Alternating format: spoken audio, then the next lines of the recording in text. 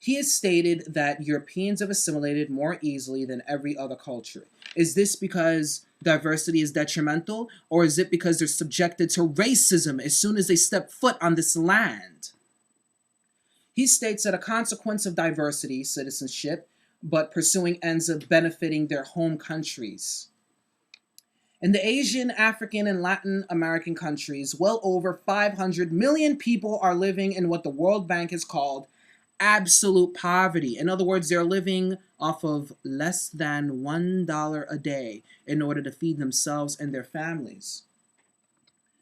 Now, if you came from a country wherein your family, your friends, any potential lovers, all of anybody that you had ever met was starving to death, and you came to one of the richest countries in the world, would you not try your very best to help those that you came from?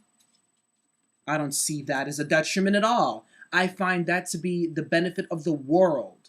But of course, this gentleman here, Mr. Taylor, is 100% against any sort of world or society benefit, but a world societal benefit, but instead only that of Americans and white Americans in particular, which sounds to me to be nothing but, yes, white supremacy.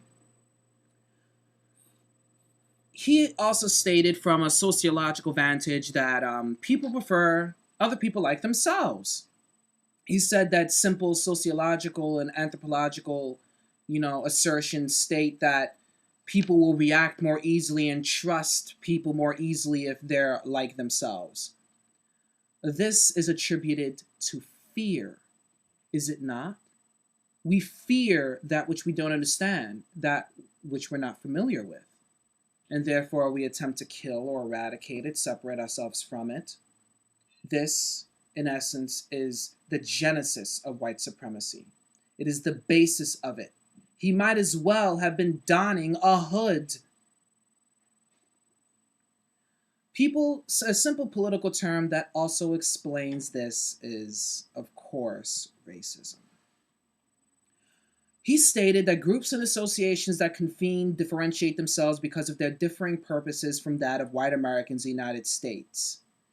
I assert that they are protecting themselves from the racism within the United States. We're differentiated and united we stand, for there are only strength in numbers. And unfortunately, we are not united enough in order to stand proudly and on our own 2 feet, and yet still white Americans prevail. Diversity results in differences in consciousness, is what he said. And I'm just going to disregard that altogether because honestly, what is a non-diverse consciousness? White supremacy. White people must socially walk on eggshells, is what he said. Now, okay, I'm sorry.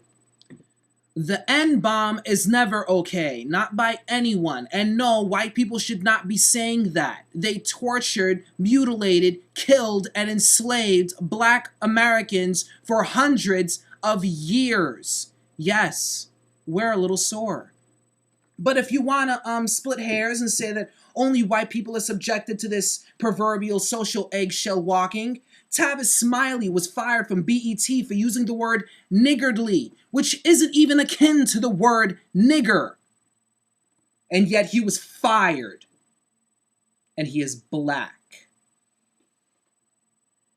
Now, he stated that tension between racial groups results in race riots. And therefore we should be homogeneous. If I remember well, about 90 to 99% of all serial killers in the United States and 90 to 99% of all terrorists in the United States have been white. That's hundreds of deaths, thousands of deaths, all at the hands of other white people. I really don't believe that it is the diversity in this country that is attributing to the ultra-violence and the schisms that are occurring. Now, he said almost in passing that immigrants introduced new diseases to this country, particularly that from South America, of course, because he was greatly against Hispanics. It was quite obvious. Now, until the coming of the Europeans, the New World was free of smallpox, typhus, cholera, and measles. That's just to begin with. The ECDC, European Center for Disease Control, reports on a current problem with extensively drug resistant tuberculosis. In other words, you may not even want to go to Europe, much less do we want Europeans coming here, because we may have a sort of tuberculosis that may not even be curable at this point. A retroactive disease that could potentially create a pandemic. Not only is this something that ought to be explored more so on its own, but something that should also be taken into account when reviewing this man's very, I'm sorry, they're infuriating words. He's ridiculous. He is. I mean, he went on to talk about the reptilian brain's heightened alertness in response to someone who appears different. Now, this is actual a brain stem. It is the most not really underdeveloped, but most primal portion of our brain. Allow me to explain it to you. The brain stem is the oldest and smallest region in the evolving human brain. It evolved hundreds of millions of years ago and is more like the entire brain of the present-day reptiles. For this reason, it is often referred to as the reptilian brain. Various clumps of cells in the brain stem determine the brain's general level of alertness and regulate the vegetative process of the body, such as breathing and heartbeat. It's similar to the brain possessed by hardy reptiles and preceded mammals roughly 200 million years ago. It's pre-verbal, but controls life functions such as the automatic brain breathing, heart rate, and fight or flight mechanism. Lacking language, its impulses are instinctual and ritualistic. It's concerned with fundamental needs such as survival, physical maintenance, hoarding, dominance, preening, and mating. It is also found in lower life forms such as lizards, crocodiles, and birds. It is at the base of your skull, emerging from your spinal column. The basic ruling emotions of, this particular portion of our brain is love, hate, fear, and lust. Fear and hate and contentment emanate from this first stage of the brain. Over millions of years of evolution, layers of more sophisticated reasoning has been added upon this foundation. Now, apparently, he's basing almost the entirety of his argument on not only unsophisticated reasoning, but our basis for hate and fear, amongst other very basic emotions. And it is it is an utter lack of cogency, amongst other things.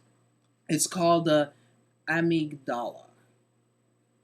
Now, he stated that only white countries have been stupid enough to adopt traditions and holidays from other countries. Now, we have a Valentine's Day in Japan, and Valentine's Day is an American holiday.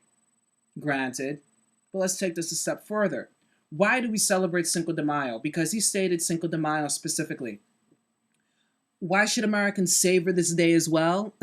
We don't have it as a national holiday, but some of us do celebrate it. We should, because over 4,000 Mexican soldiers smashed the French and traitor Mexican army of the 8,000 at Puebla, Mexico, 100 miles east of Mexico City on the morning of May 5th, 1862. The French had landed in Mexico, along with Spanish and English troops, 5 months earlier on the pretext of collecting Mexican debts from newly elected government of the Democratic president and Indian Benito Juarez. The English and Spanish quickly made deals and left. The French, however, had different ideas. Now, isn't this a part of our European wasps that Mr. Taylor loves so much, that doesn't mind being in his country, that states assimilate so easily? I mean, yet they're trying to take over our territories. Exactly what he's stating that Mexicans are attempting to do, and yet they defended it. Under Emperor Napoleon III, who detested the United States, the French came to stay. They brought a Habsburg prince with them to rule the new Mexican Empire.